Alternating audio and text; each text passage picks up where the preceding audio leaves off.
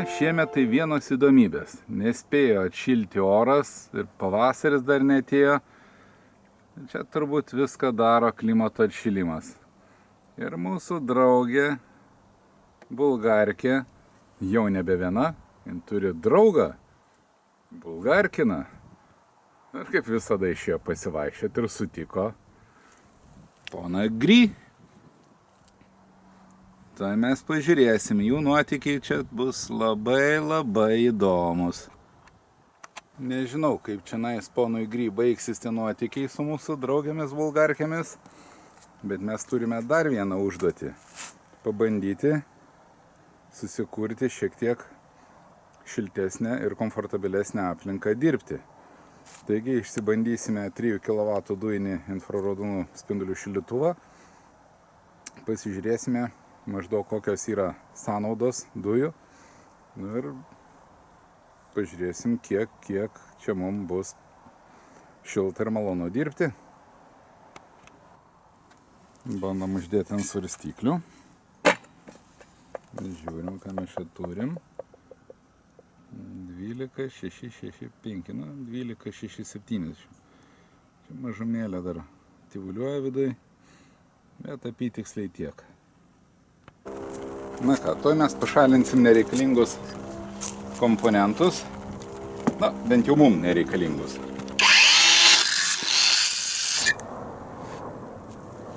Tuoj mes sumažinsim jam pasididžiavimą.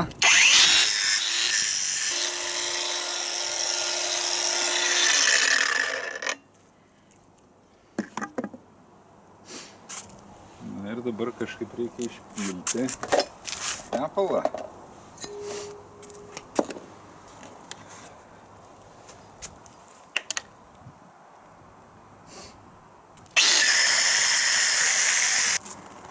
Na štai, ir atėjo momentas. Ponas Gry atsisveikina su savo galva. Nieko ypatingo. Gražiai suviniotas. Surištas. Netgi gal ir šiek tiek sulakuotas.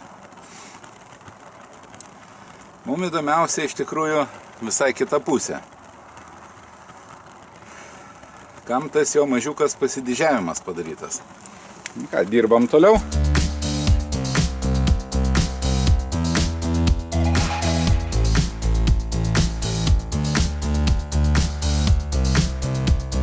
Na ką, prisikasėme mes iki pačios švenčiausios šilumos siurblio kompresoriaus vietos. Matome kameras. Ir tikrai mažasis vamzdukas eina į atskirą kompresijos kamerą. Ir galima sakyti, kad jis turbūt vos negali vadintis kaip ir daugiapakopis. Nu, pabandom ardyti, pažiūrėsim, ką mes čia rasim.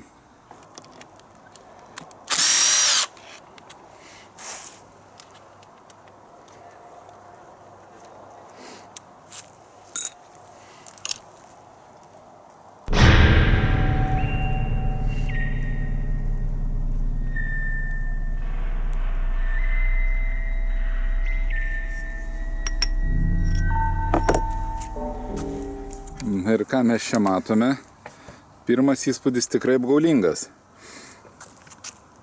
Tai visiškai ne kompresijos kamera, tai dar vienas atvamzdis su aukštu slėgiu, greičiausia, kurį sukuria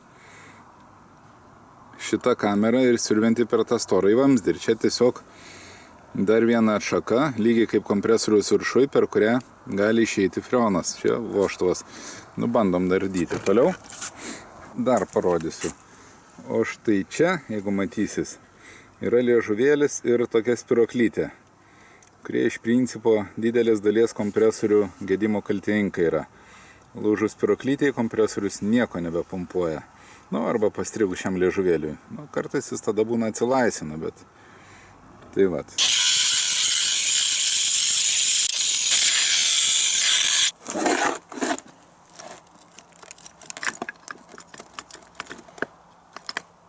O.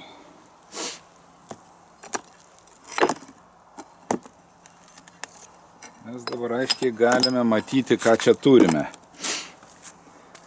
Tai iš principo šitas kompresorius yra vienkamerinis. Taip atrodė, kad jis yra dvipakopis ten kažkaip, bet jis turi labai didelę kamerą. Nu, matyti didelę galę. Ir tiesiog išstumia freoną į dvi dalis. Kaip ir nieko blatno, neaišku, kam toksai sprendimas pritaikytas.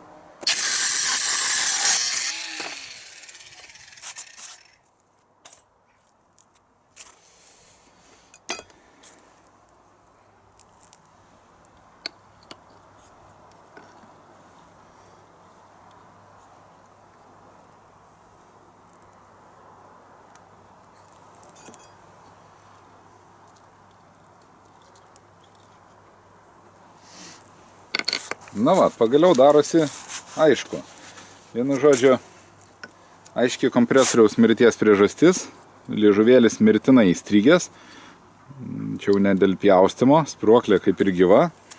Už tai jisai nieko nesugebėjo pasiurbti. Atrodė, kad čia labai gudrus, dvipakopis ir panašiai, bet tai čia nieko panašaus.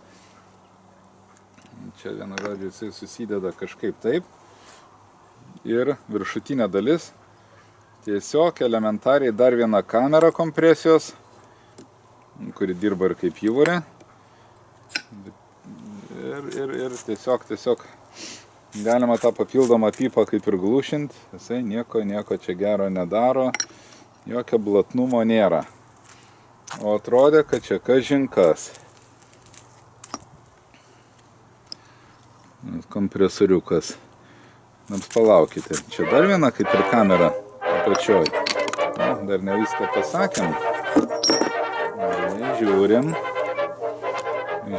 taip, čia didelė kamera tvarkoj. Čia dar viena pasirodo yra.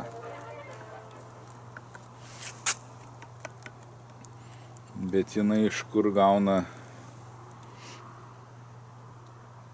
slėgį ir kaip ją čia nuardyt.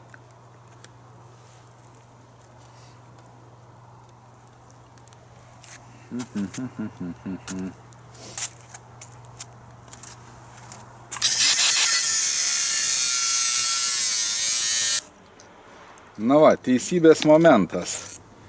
Aha. Kas tvarkoj, matom tepalo siurblį.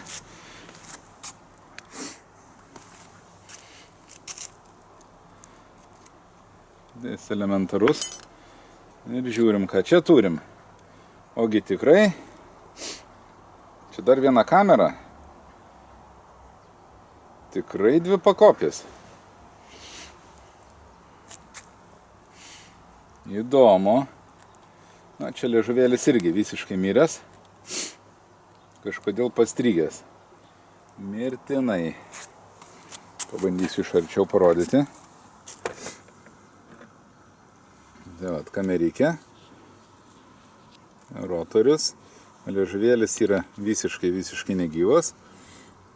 Ta kamera užsidaro. Čia tikriausiai jos paėmimas buvo per šitą plyšiuką. Čia toliau kita kamera.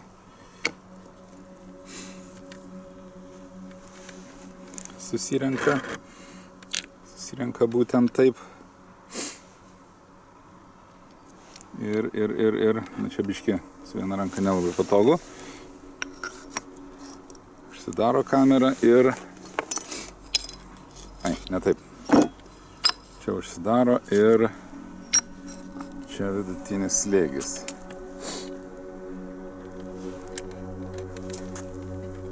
Tai taip, dabar ką radom. Atidarom dangtelį. Kaip ir pirma pakopa. Pirmos pakopos atšaka išeina per šitą atvamzdį. Kita atšaka eina į antrą pakopą. Tai mes pirmą pakopą nukeliam. Ir jinai eina per kažkokį atvamzdį į antrą pakopą. Ir tada jau turėtų būti kažkur tai jos vožtuvas. Na ką, matom Gry dvipakopio kompresoriaus žarnas. Kaip jis veikia iki galo, galima turbūt tik tai nuspėti. Koks tikslas to atvamzdžio nuo pirmos pakopos. Reikia dar gerai pagalvoti. Bet greičiausiai vietoj jo visai sėkmingai veiktų ir paprastas kompresoriukas. Taigi, o šitas įrenginys, kaip ir yra visiškai niekam tikęs, nes prie 0 laipsnių temperatūros jisai pradžiai užsidega, lyg ir padega, bet ir viskas užgesta ir daugiau nei iš vietos. Ar jo reduktorius nesugeba kažko padaryti? Tokiu labai įdomu pavadinimu, vienu žodžiu, ar dar kažkas, bet nieko gero. Mintis pasilengvinti darbą žlugo. Na ką, gerai, iki kito karto. Džiaukitės žiema.